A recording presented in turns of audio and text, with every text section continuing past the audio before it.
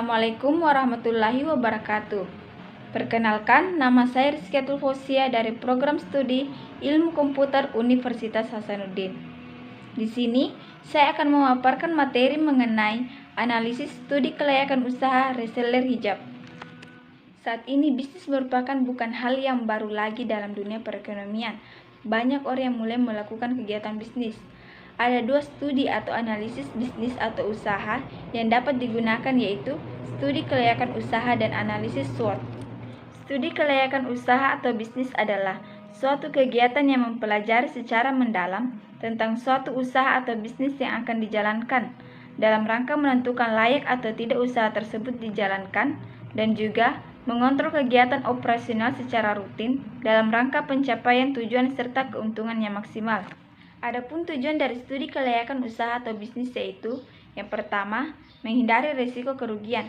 Ketika menjalankan sebuah bisnis, ada banyak hal yang tidak bisa diprediksi. Oleh karena itu, pebisnis perlu mempersiapkan segala hal guna mengantisipasi semua hal yang terjadi masa depan. Dengan melakukan analisis studi kelayakan, pebisnis dapat memperkecil risiko yang dapat terjadi pada perusahaan, baik itu risiko yang bisa dikendalikan maupun risiko yang tidak dapat dikendalikan. Akibatnya, apabila perusahaan merugi, kerugian yang diterima tidaklah besar. Yang kedua, memudahkan perencanaan bisnis.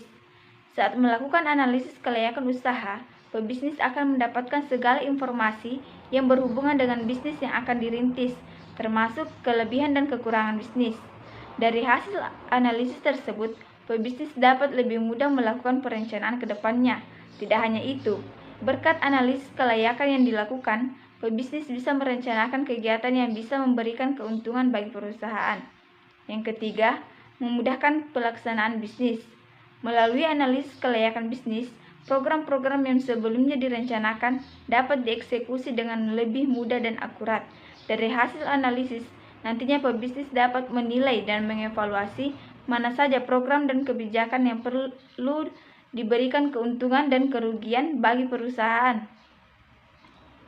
Dampaknya, pelaksanaan bisnis menjadi lebih mudah untuk direalisasikan dan semua program juga akan menghasilkan keuntungan. Yang keempat, memudahkan pengawasan. Ada banyak aspek yang dianalisis ketika studi kelayakan dilakukan. Laporan-laporan hasil analisis dari berbagai aspek tersebut dapat digunakan oleh pebisnis untuk melakukan pengawasan.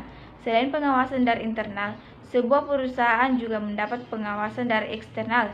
Melalui hasil analisis tersebut, pihak berwenang akan lebih mudah melakukan pengawasan dengan berpedoman pada laporan analisis tersebut. Yang kelima, memudahkan pengendalian. Dalam menjalankan sebuah bisnis, tidak dapat dipungkiri jika pebisnis terkadang menemui masalah dan penyimpangan. Agar masalah tersebut tidak menjadi semakin besar, pebisnis harus dapat mengendalikan masalah tersebut dengan cepat dan tepat. Hal tersebut dapat terwujud apabila sebelumnya pebisnis melakukan studi kelayakan. Informasi dan laporan hasil dari analisis tersebut bisa digunakan sebagai dasar menentukan aspek mana yang menjadi masalah. Kemudian, pebisnis pun bisa mengambil langkah untuk menyelesaikan masalah tersebut secara tepat. Hal-hal yang perlu dilakukan dalam melakukan studi kelayakan usaha adalah, yang pertama, primary research. Primary research adalah riset yang Anda lakukan sendiri melalui wawancara para ahli di industri yang bersangkutan, melakukan focus group, dan menyebarkan survei. Yang kedua, secondary research. Secondary research adalah mempelajari data yang sudah dikumpulkan oleh pihak lain, seperti data yang diperoleh dari riset industri, sensus, proyeksi yang disiapkan oleh analisis, serta data-data lain yang diperoleh dari internet melalui Google. Ada beberapa proses atau tahapan analisa studi kelayakan usaha reseller hijab. Yang pertama, analisa kelayakan produk. Yang kedua, analisa kelayakan target pasar. Yang ketiga, analisa kelayakan manajemen. Dan yang keempat, analisa kelayakan finansial. Yang pertama, analisa kelayakan produk. Analisa kelayakan produk dibedakan menjadi dua, yaitu kebutuhan akan produk dan permintaan akan produk. Kebutuhan akan produk. Jilbab adalah kerudung lebar yang dipakai perempuan muslim untuk menutupi kepala dan leher sampai ke dada. Bagi kaum wanita khususnya muslimah, jilbab seakan menjadi kebutuhan. Selain menjadi suatu kewajiban untuk menutup aurat, jilbab saat ini juga menjadi gaya hidup untuk tampil modis. Banyak wanita yang menggunakan jilbab, mulai dari anak kecil hingga orang tua.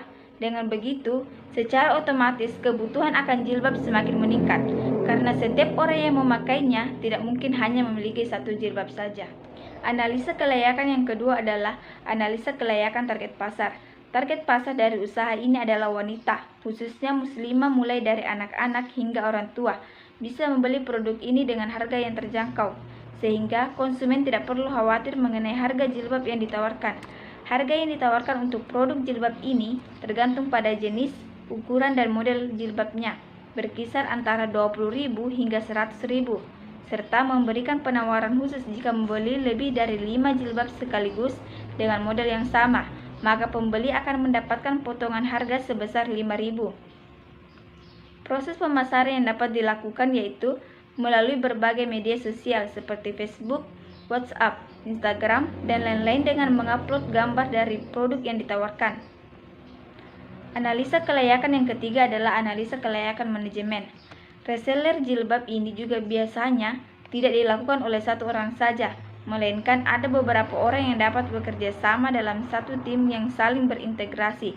Sebaiknya, dalam satu tim ini berasal dari daerah yang berbeda-beda, agar proses pemasaran produk dapat meningkat tanpa harus bersaing dengan tim reseller itu sendiri. Analisa kelayakan yang keempat adalah analisa kelayakan finansial.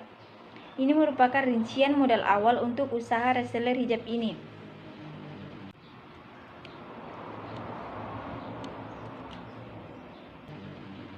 Jadi, modal awal yang dibutuhkan untuk usaha ini kurang lebih sebesar Rp1.750.000.